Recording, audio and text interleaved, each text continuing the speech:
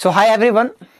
Today I will tell you about archetypal criticism. I have already made so many videos on literary theory and there are very less topics that we have to cover in upcoming times. जैसे कि post modernism, modernism, existentialism, archetypal criticism, ऐसी ऐसी चीजें, feminism, Marxism, ये चीजें जो है मैंने अभी कवर नहीं की है, बाकी सब कुछ मैं कवर कर चुका हूं।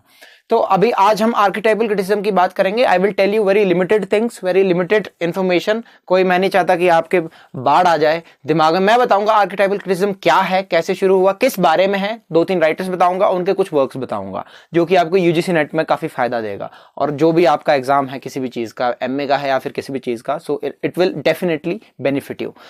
मैं आपको सबसे पहले बताता हूं आर्केटाइपल क्रिटिसिज्म है क्या चीज, ये क्या भला क्या है। जब मैं मास्टर्स में था तो बहुत उस टाइम एक बार मैंने पढ़ा, मैंने टीचर से पूछा कि क्या है, तो उन्होंने बताया, मैं बाद में बताऊंगा या बताऊंगी, लेकिन उसके बाद ना मुझे वक्त लगा ना उन्होंने बताया, तो मैंने खुद पढ़ा। उस वक्त मैंने पढ़ा तो मुझे काफी रोमांचक लगी ये चीज। ठीक है, अच्छा है, मतलब इंटरेस्टिंग था। सो आर्केटाइप्स क्या होते हैं? सबसे पहले आर्केटाइप्स जो है, एक वर्ड को समझो आप।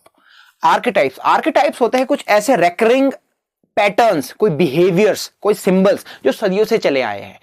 जैसे कि मान लो कोई मूवीज हम देखते हैं, हम पुरानी मूवीज देखते हैं, बॉलीवुड की मूवीज देखते हैं, उसमें क्या होता है कि उसमें एक बंदा होगा, वो शुरू में उसको कहीं मंदिर के पास फेंक दिया, ठीक है, उसके माँ बाप मर गए या फिर उसको किसी पुजारी ने पाल लिया, बाद में वो बड़ा होता है, वो हीरो बनता है, उसको पता नहीं कि उसके माँ बाप कौन है, उसको एक लड़की से प्यार होता है, फिर उसके कुछ माँ बाप होते हैं, वो गुंडे होते हैं, वो उनको मारता है और लास्ट में उसको पता चल जाता है उसके माँ बाप कौन है, उसको हीरो को हीरोइन मिल जाती है और ऐसी चीजें। तो मतलब कि वो जो उस वक्त की मूवीज थी वो बहुत प्रेडिक्टेबल थी, मतलब हम प्रेडिक्ट कर सकते थे कि कब कौन सी मूवी में अब नेक्स्ट क्या होने वाला है। लेकिन आज के टाइम में अगर हम देखें, जो हम साउथ इंडियन मूवीज देखते हैं, बहुत ही मतलब पता ही नहीं लगता कब क्या हो जाए, है ना। We are not sure, we can not guess the upcoming events, ठीक है। तो आर्केटाइप्स का मतलब है वो सिमिलर पैटर्न्स जो काफी पहले कल्चर में कोई ऐसे बिहेवियर्स, कोई पैटर्न्स जो चले आ रहे हो, फॉलो किए जा रहे हो। तो ये वैसे मिथ्स की स्टडी भी होती है। मिथ्स आपको पता है क्या चीज है?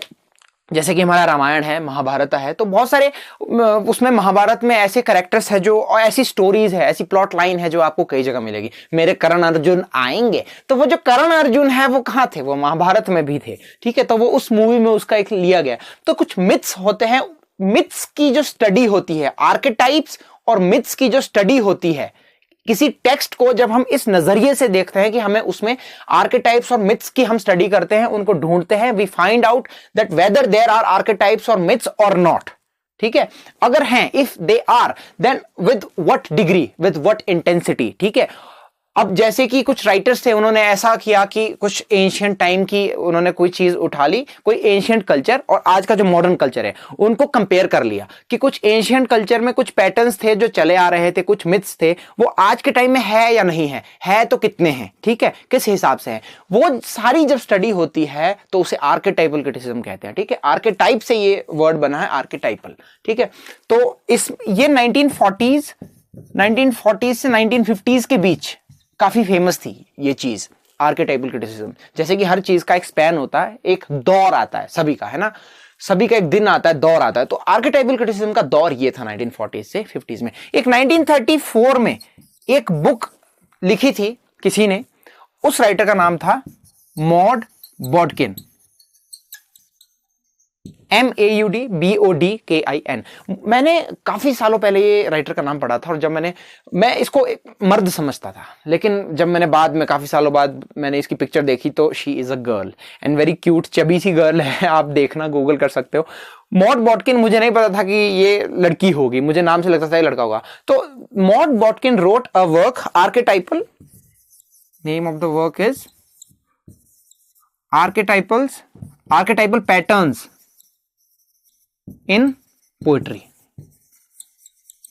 तो ये जो वर्क था, this work was written by Maud Bodkin, जिससे कि स्टार्टिंग हुई किसकी? आर्केटाइपल क्रिटिसिज्म की। She has talked about archetypes in this particular work, so that's why we can say that this work was the beginning of archetypal criticism. अब इसमें एक इंसान और आता है, sir James Fraser, FRAZER, Sir James Frazer. He is the same guy from whom the references are taken by T.S. Eliot in The Wasteland. Wasteland 1922 में जो बहुत फेमस पोएम है T.S. Eliot की. जेम्स फ्रेजर की एक book है The Golden Bough. The Golden Bough, B-O-U-G-H. Golden Bough 1890-1915. ये जो बुक थी द गोल्डन बॉ, ये बुक में आर्केटाइपल क्रिटिसिज्म का आपको भरपूर जो है मटेरियल मिलेगा, क्योंकि this is about the study of culture, myths and archetypes. Sir James Fraser ने ये बुक लिखी है and the subtitle of this book is a study in comparative religion. ठीक है जी.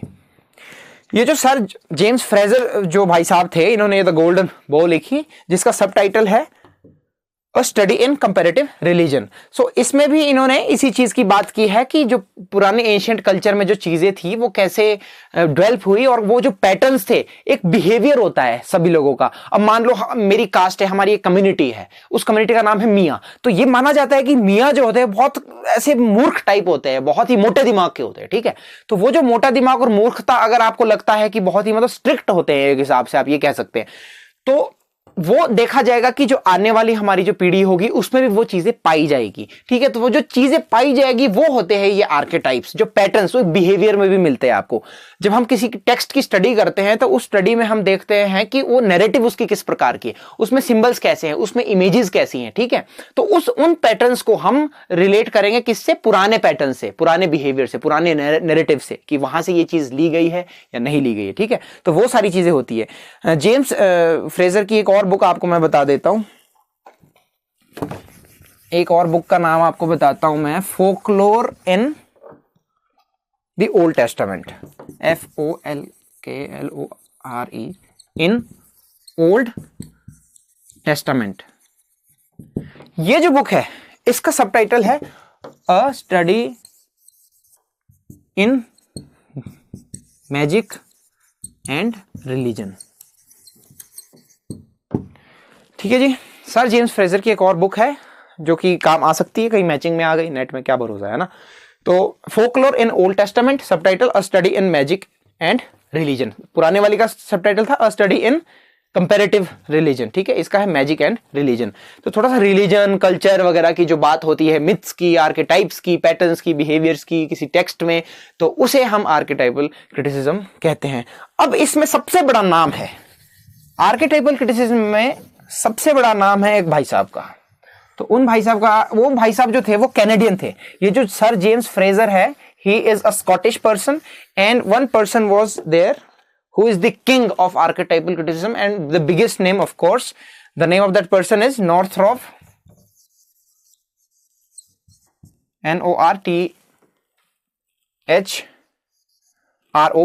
Northrop Frye, Frye. ये बंदा जो था ना, ये फ्राई कर देता था सब कुछ. इसको आर्केटाइप्स मिल जाए, मिथ्स मिल जाए, कुछ मिल जाए, फ्राई कर देता था फ्राई पैन में, उसको तल देता था बड़ी बुरी तरीके से, है ना. तो इस तरीके से आप याद रख सकते हो कि ये जो फ्राई था, जो फ्राई करता था हर चीज को, वो आर्केटाइपल क्रिटिसिज्म का बंदा था. वो मिथ्स और आर्केटाइप्स को फ्राई कर देता था, तल देता था, है ना, तेल से. तो Northrop Frye is the biggest name in archetypal criticism and he has written a very famous book, anatomy of criticism. Anatomy of Criticism, it came in 1957.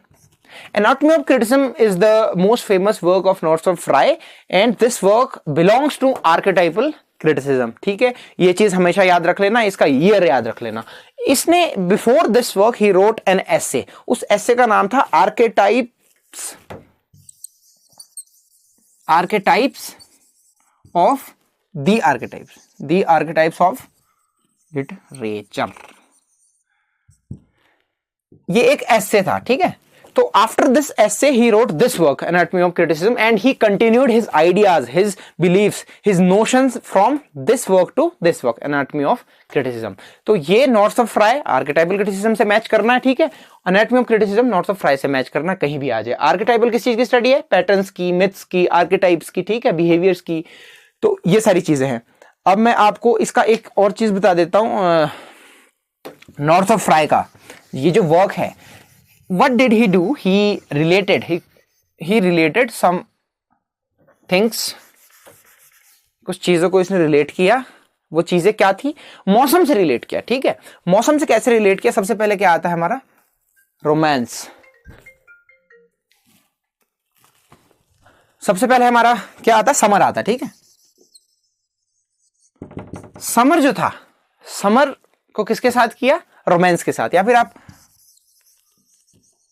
Summer जो था इसको रोमांस के साथ उसने कहा कि जो गर्मी में आपने कभी देखा होगा कि कोई दो जोड़े बैठे हैं, ठीक है, पार्क में बैठे हैं और किसी मूवी में कोई सीन दिखाया तो वहां पे क्या बहुत सारे फूल खिले हैं ना, अच्छी धूप खिली है, पक्षी है, फूल खिले हैं, खूब बढ़िया घास हरी है। तो वो कब होता है? वो गर्मी में होता है, स्प्रिंग के बाद। ठीक है, स्प्रिंग में फूल वगैरह आते हैं, फिर जब गर्मी आती धीरे धीरे फिर फल फ्रूट और फूल वगैरह सब कुछ लगता है, तो वहां रोमांस कर रहे हैं वो दोनों। ठीक है, तो उसी तरह से ये कहता है कि जो रोमांस अगर कहीं समर की चीज आ रही है तो हम उसे, ये एक आर्केटाइप है, ये एक आर्केटाइप है जो किस चीज को सिंबलाइज करता है? रोमांस को, कि यहां पे रोमांस चल रहा है। यहां पे बर्थ ऑफ द हीरो भी होता है, बर्थ ऑफ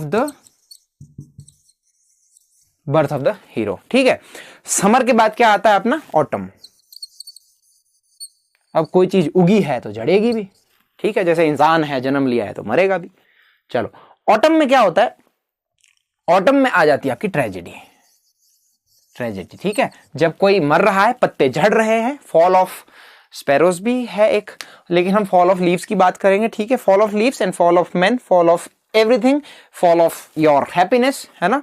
तो ट्रेजेडी कब आती है? ऑटम में। यहां पे आप डिफीट ऑफ द हीरो, हो सकता है कि इस टाइम पे आके हीरो हमारा हार जाए। ठीक है, उसके बाद क्या आता है? विंटर्स। विंटर से किस चीज को रिलेट करता है ये? विंटर में क्या होता है? विंटर में ये कहता है सटायर, सटायर और आयरनी। अब देखो, सटायर जो चीज है, satire is considered as dark genre. ठीक है, सो डार्क जॉनर जो होता है, विंटर्स में डार्कनेस होती है। क्यों होती है? एक तो रातें लंबी होती है, डार्कनेस। दूसरी चीज, ना तो वहां हरा पत्ता होता है, ना कोई फूल होता है, ठीक है, ना ही कोई और चीजें होती है, मतलब सब सूखा सूखा होता है। तो डार्कनेस से रिलेट किया जाता है सटायर या आयरनी को। ठीक है, फिर आपका आता है लास्ट में स्प्रिंग। अब स्प्रिंग में क्या होगा? अब क्या चीज रह गई है? आप खुद गैस करो। हमारा रोमांस भी हो गया, ट्रेजेडी भी हो गया, सटायर आयरनी भी हो गया, बचा क्या?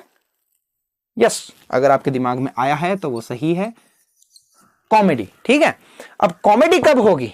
ठीक है, बच्चे खेल रहे हैं, कब फूल खिले हैं बहुत सारे, है ना। तो कॉमेडी को हम रीबर्थ भी कह सकते हैं, रीबर्थ ऑफ द हीरो। ठीक है, तो ये रीबर्थ का जो है ना, ये अपने जो नॉर्थ ऑफ फ्राई है, या फिर शायद जेम्स फ्रेजर ने इसकी बात की, तो उन्होंने कहा कि रीबर्थ जो है, पुनर्जन्म, पुनर्जन्म भी एक टाइप का आर्केटाइप है। ठीक है, जैसे कि हमारे जीसस क्राइस्ट थे तो उनका दोबारा से जन्म हुआ। ठीक है, ऐसे कई हमारे भगवान भी है जिनका दोबारा से अवतार होता है, पुनर्जन्म होता है। तो ये जो अवतार वाला एक जो चीज है, ये भी एक आर्केटाइप है जो आपको मैक्सिमम मिथोलॉजीज में मिलेगा और ये पाया जाएगा। तो एक प्रकार का आर्केटाइप है। ठीक है, तो आपको मैंने ये चीजें बता दी। अगर कहीं भी ये चीजें आ सकती है नेट में कि नॉर्थ ऑफ फ्राई ने इन चीजों को किस चीज से रिलेट किया है, और आगे यहाँ 4 ऑप्शन आ गए, ये समर ऑटम विंटर स्प्रिंग, और आगे ऑप्शन में ये आ गया, इसको मैच करना है। ठीक है, तो ये चीजें आ सकती है। 40 से 50s में ये था आर्केटाइप। और इसमें एक नाम और याद रख लो आप, कार्ल गस्टेव युंग। ठीक है, GUSTAVE। वैसे ही साइको एनालिटिक लिटरेरी थियरी में आते हैं भाई साहब, है ना। इनकी मैंने वीडियो डाली है, शायद वो भी चेक कर सकते हो आप, इनकी वीडियो मैंने डाली है, देख लेना। तो ये जो मैं एक चीज बताना आपको भूल गया कि आर्केटाइपल क्रिटिसिज्म जो है वो साइको एनालिटिक लिटरेरी थियरी से भी रिलेटेड है। ठीक है, वो भी एक हिसाब से आपस में इनका कुछ रिश्ता है। तो इसीलिए ये कार्ल गस्टेव यंग जो है, इनका नाम भी आर्केटाइपल क्रिटिसिज्म में याद आता है। आपने बस मॉडबॉट के, north of fry, James Fraser और कार्ल गस्टेव यंग, ये 4 नाम याद रख लो फिलहाल के लिए।